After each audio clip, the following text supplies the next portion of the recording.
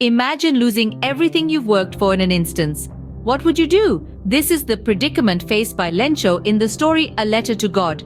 Nestled in the pages of the Class 10 English textbook First Flight, we find a tale that touches the heart and stirs the soul. Painted with the strokes of human faith and divine intervention, we meet Lencho, a poor farmer with an unshakable belief in the Almighty.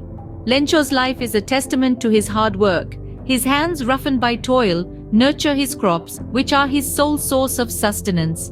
But life, as unpredictable as it can be, throws a curveball at him. A sudden hailstorm descends upon his fields, leaving a trail of devastation in its wake. His crops, once standing tall and green, are now a mangled mess, crushed under the icy onslaught. But in the face of this disaster, Lencho's faith in God remains steadfast. He believes in divine help, in a power beyond human comprehension, a power that can restore what he has lost. And so, the farmer, left with nothing but his faith, does something extraordinary. Lencho, in his despair, decides to write a letter to God himself, asking for help. But what happens next? Lencho's letter, addressed to God, lands in the hands of the local postmaster. A simple farmer, Lencho's faith is so strong, so unwavering, that he writes to God for help after a devastating hailstorm destroys his crops. His letter, full of sincerity and desperation, requests financial assistance to tide him over until the next harvest. Upon reading this unusual missive, the postmaster is deeply moved. He is struck by the depth of Lencho's faith, a faith so profound that he writes to God as one would write to a trusted friend or a caring family member. The postmaster feels a compelling need to respond, not just with words, but with action. He shares Lencho's letter with his employees. They too are touched by the farmer's steadfast belief and the plight he finds himself in. A decision is made. They will help Lencho. Together, they pool their resources, each contributing what they can to the cause. Their combined efforts, however, fall short of the sum Lencho had requested in his letter. Despite this, they send what they have collected, hoping it would be of some assistance. The post office sends the collected money to Lencho, unaware of the surprise that awaits them.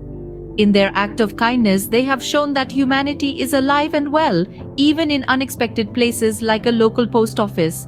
But as we'll soon discover, their well-intentioned gesture is met with a response they could not have anticipated. Lencho receives the money but is disappointed, and he decides to write another letter to God.